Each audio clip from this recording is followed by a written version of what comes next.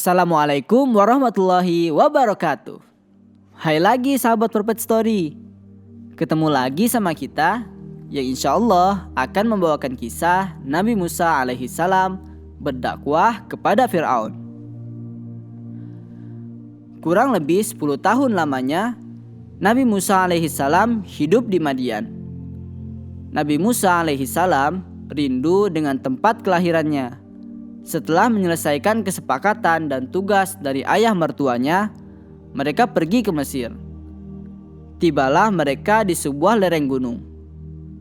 Langit tampak semakin gelap dan udara terasa semakin dingin. Nabi Musa alaihi salam berusaha menghidupkan api untuk penerangan sekaligus penghangat badan.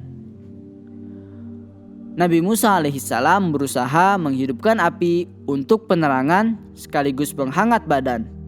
Tetapi api tak kunjung menyala. Nabi Musa alaihi salam melihat nyala api di lereng gunung. Maka ia berpesan pada keluarganya. Qala li ahlihim kuthu inni anastu naran la'alli atikum minha bi khabarin aw jadwatin minan nari la'allakum tastalun. Nabi Musa alaihi salam berkata kepada keluarganya, "Tunggulah di sini. Sesungguhnya aku melihat api. Mudah-mudahan aku dapat membawa suatu berita kepadamu dari tempat api itu, atau membawa sesuluh api agar kamu dapat menghangatkan badan." Surah Al-Qasas ayat 29. Kemudian Nabi Musa alaihi salam menuju ke arah cahaya. Kemudian Nabi Musa alaihi salam menuju ke arah cahaya yang nampak dari arah kejauhan. Ternyata benar ada nyala api yang besar dari sebuah pohon hijau di lereng bukit yang bersebelahan dengan lembah itu. Nabi Musa alaihi salam berdiri, tertegun keheranan menyaksikan fenomena tersebut. Tiba-tiba terdengar suara memanggil. Ternyata Allah Subhanahu wa taala menyeru kepadanya, dan Allah Subhanahu wa taala memerintahkan untuk melepas sandal yang dipakainya. Inni ana rabbuka fahla'na 'alaika innaka bil wadil muqaddasi tuwa. Hai Musa, sesungguhnya aku inilah Tuhanmu. Maka tanggalkanlah kedua terompahmu. Sesungguhnya kamu berada di lembah yang suci. Tua. Quran Surah Toha ayat 12. Saat itu juga Allah Subhanahu wa ta'ala mengangkatnya menjadi nabi sekaligus rasul. Inni istafaituka 'alan nasi birisalati wa bikalami. Sesungguhnya aku memilih melebihkan kamu dari manusia yang lain di masamu untuk membawa risalahku dan untuk berbicara langsung denganku. Surah Al-A'raf ayat 144. Kemudian Allah Subhanahu wa ta'ala menurunkan wahyu secara langsung kepadanya tanpa perantara malaikat Jibril. Fastami' lima yuha. Maka dengarkanlah apa yang diwahyukan kepadamu.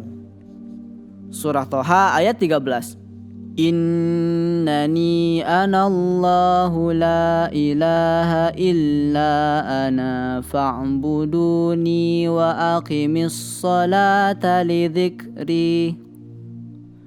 Sesungguhnya aku ini adalah Allah. Tidak ada Tuhan yang hak selain aku. Maka sembahlah aku dan dirikanlah sholat untuk mengingatku. Quran Surah Toha ayat 14.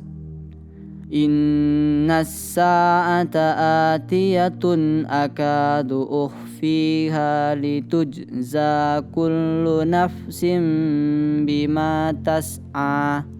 Sesungguhnya hari kiamat itu akan datang. Aku merahasiakan waktunya agar tiap-tiap diri itu dibalas dengan apa yang ia usahakan. Surah Toha ayat 15. Fala yasuddannaka anha man la yu'minu biha wattaba'a hawahu fatarda.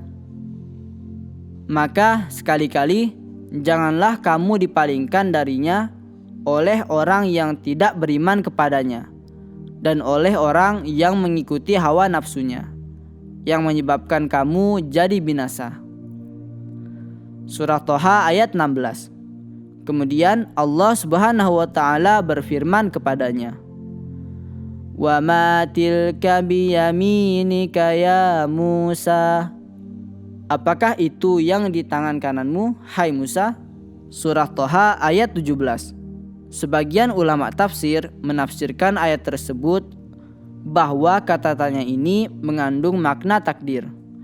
Dapat dikatakan bahwa adapun benda yang ada di tangan kananmu itu yang kamu kenal dengan sebutan tongkat, kelak kamu akan melihat apa yang bakal kami lakukan terhadapnya sekarang. Nabi Musa alaihissalam berkata, Qala hiya asaya atawakka'u 'alaiha wa akhussu biha 'ala ghanami wa liya fiha ma'aribu ukhra. Dia Musa berkata, ini adalah tongkatku. Aku bertumpu padanya dan aku merontokkan daun-daun dengannya untuk makanan kambingku. Dan bagiku masih ada lagi manfaat yang lain. Allah Subhanahu wa taala memerintahkan padanya untuk melemparkan tongkatnya. Qala alqiha ya Musa. Lemparkanlah ia, wahai Musa. Surah Toha ayat 19. Maka Nabi Musa alaihissalam melemparkan tongkatnya. Seketika tongkatnya berubah menjadi ular besar yang sangat cepat gerakannya. Wahab ibnu Munabbih telah mengatakan sehubungan dengan makna firman-Nya. Maka dilemparkanlah tongkat itu, maka tiba-tiba ia menjadi seekor ular yang merayap dengan cepat. Surah Toha ayat 20. Maka Musa melemparkannya ke tanah. Ketika pandangan matanya tertuju kepada tongkat itu, tiba-tiba ia menjumpainya telah berubah menjadi wujud ular yang sangat besar yang baru ia lihat. Ular itu merayap seakan-akan sedang mencari sesuatu yang hendak diterkamnya. Ular itu melewati sebuah batu besar yang besarnya sama dengan unta yang paling besar. Maka ia menelannya sekali telan. Dan salah satu dari taringnya ia tancapkan ke sebuah pohon yang besar. Lalu pohon itu dicabutnya. Kedua mata ular itu menyala bagaikan api. Sedangkan cabang yang ada pada ujung tongkatnya itu berubah wujudnya menjadi mulut ular yang menyemburkan api. Besarnya sama dengan sebuah sumur yang sangat lebar. Di dalamnya dipenuhi dengan gigi taring dan gigi kunyah. Sedangkan di mulut ular itu terdengar suara desisan yang sangat keras. Ketika Nabi Musa alaihissalam menyaksikan pemandangan yang sangat mengerikan itu, ia lari tanpa menoleh ke belakang. Nabi Musa alaihissalam pergi jauh, hingga ia merasa bahwa ular itu tidak akan mengejarnya. Nabi Musa alaihissalam ingat kepada Tuhannya. Maka ia berdiri dengan rasa malu kepadanya, kemudian ia berseru, Hai Musa, kembalilah kamu ke tempat semula." Maka kembalilah Musa dengan hati yang masih dipenuhi oleh rasa takut. Lalu dikatakan kepadanya, "Dan jangan takut, kami akan mengembalikannya kepada keadaannya semula." Surah Toha ayat 21. Saat itu Nabi Musa alaihissalam memakai baju lapis yang terbuat dari kain wol. Maka tatkala ia diperintahkan untuk memegang ular itu, ia melilitkan baju wolnya itu ke tangannya. Tetapi malaikat berkata kepadanya, "Hai Musa, bagaimanakah menurutmu jika Allah Subhanahu wa ta'ala mengizinkan terjadinya hal yang kamu hindari itu? Apakah kain bajumu itu dapat memberikan suatu manfaat kepadamu?" Nabi Musa alaihissalam menjawab, "Tentu tidak, tetapi saya adalah makhluk yang lemah dan diciptakan dari sesuatu yang lemah."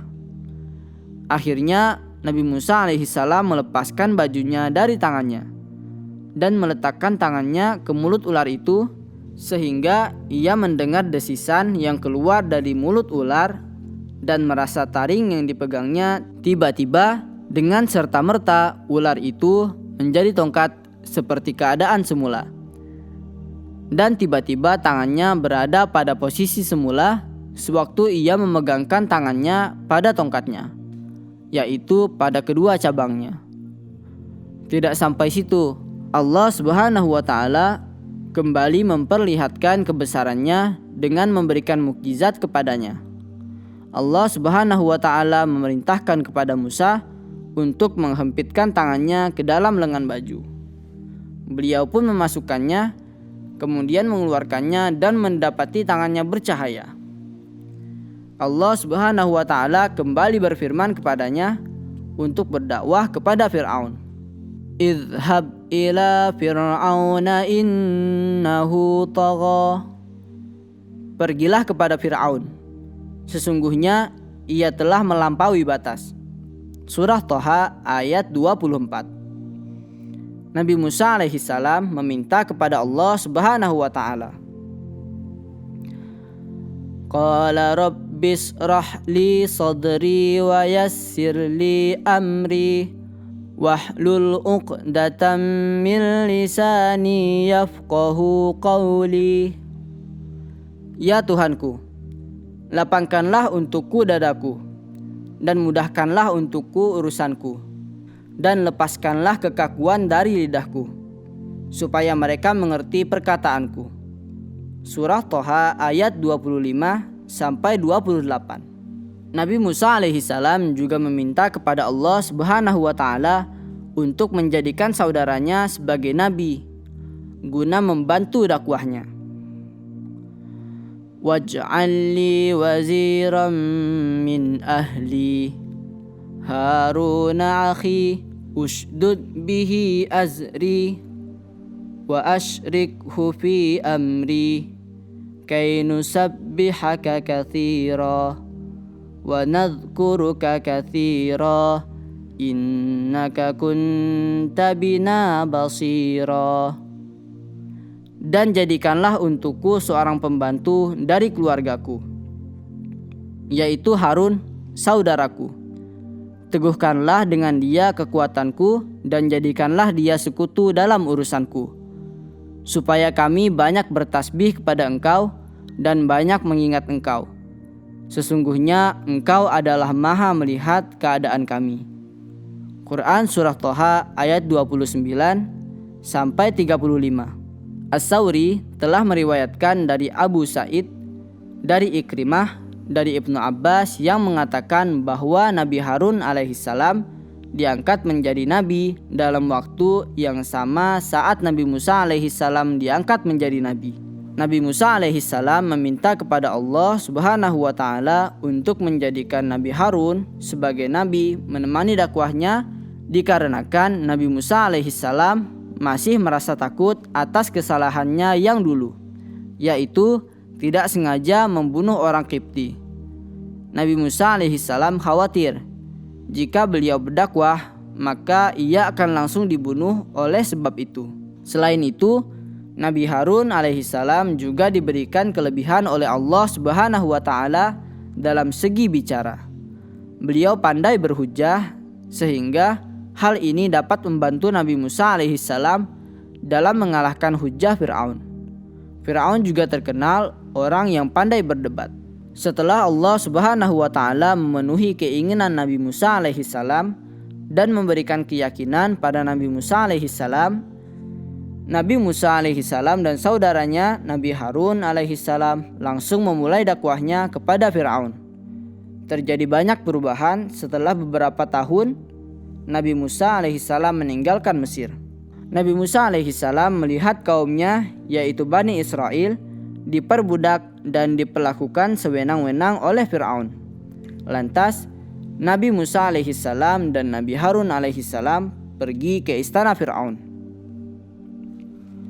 Setelah sampai di hadapan Fir'aun, mereka berdua berkata kepadanya dengan tutur kata penuh akhlak, "Inna rasulu rabbil alamin."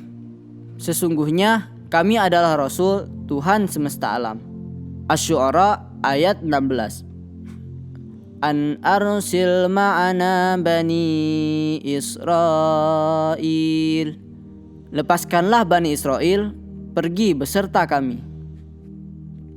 Surah Asy-Syu'ara ayat 17. Setelah Nabi Musa alaihissalam dan Nabi Harun alaihissalam mengatakan demikian, maka Fir'aun berpaling dan sama sekali tidak mengindahkannya. Lalu memandang ke arah Nabi Musa alaihissalam dengan pandangan yang sinis dan meremehkan, seraya berkata, "Alam nurabbika fina walidaw wa labista fina min umurika sinin." Bukankah kami telah mengasuhmu dalam lingkungan keluarga kami, waktu engkau masih kanak-kanak dan engkau tinggal bersama kami beberapa tahun dari umurmu. Surah Asy-Syu'ara ayat 18. Wa fa'alta fa'lataka allati fa'alta wa anta minal kafirin. Dan engkau Musa telah melakukan kesalahan dari perbuatan yang telah engkau lakukan, dan engkau termasuk orang yang tidak tahu berterima kasih. Surah Asy-Syu'ara ayat 19. Maka Nabi Musa alaihissalam menjawabnya, Qala fa'altuha idza wa ana minad dhallin. Aku telah melakukannya, dan ketika itu aku termasuk orang yang khilaf. Quran Surah Asy-Syu'ara ayat 20. Lalu fafarartu minkum lamma khiftukum fawahabali rabbi hukman waja'alani minal mursalin. Lalu aku lari darimu karena aku takut kepadamu. Kemudian Tuhanku menganugerahkan ilmu kepadaku, serta Dia menjadikan aku salah seorang di antara rasul-rasul. Surah Asy-Syu'ara ayat 21. Wa tilka ni'matun tamunnuha 'alayya an 'abadta bani Israil. Dan itulah kebaikan yang telah engkau berikan kepadaku. Sementara itu engkau telah memperbudak Bani Israel. Surah Asy-Syu'ara ayat 22.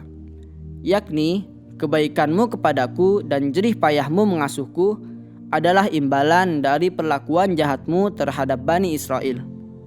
Kamu memperbudak mereka dengan memaksa mereka kerja berat untuk kepentinganmu dan rakyatmu. Maka apakah dapat mencukupi kebaikanmu kepada seseorang dari mereka untuk menutupi kejahatanmu kepada mereka seluruhnya? Dengan kata lain, dapat diartikan bahwa jasa yang telah kamu sebutkan itu tiada artinya bila dibandingkan dengan kejahatan yang telah kamu lakukan. Fir'aun bertanya kepada mereka berdua mengenai Tuhan yang dimaksud, karena sebelumnya ia menganggap dirinya adalah Tuhan semesta alam. Faman rabbukuma ya Musa. Maka siapakah Tuhanmu berdua, wahai Musa? Surah Thaha ayat 49. Nabi Musa alaihissalam menjawab pertanyaan Fir'aun. Qala rabbuna alladhi a'ta kulla syai'in khalqahu summa hada. Tuhan kami ialah Tuhan yang telah memberikan kepada tiap-tiap sesuatu bentuk kejadiannya, kemudian memberinya petunjuk. Surah Thaha ayat 50. Kemudian Fir'aun berkata kepada orang yang berada di sekelilingnya, Qala inna rasulakumul ladzi ursila ilaikum la majnun. Sungguh rasul kalian yang diutus kepada kalian benar-benar orang gila. Quran Surah Asy-Syu'ara ayat 27. Kemudian Nabi Musa alaihissalam berkata kepada orang-orang yang telah ditipu oleh Fir'aun, Rabbul masyriqi wal maghribi wa ma bainahuma in kuntum ta'qilun. Tuhan yang menguasai timur dan barat dan apa yang ada di antara keduanya.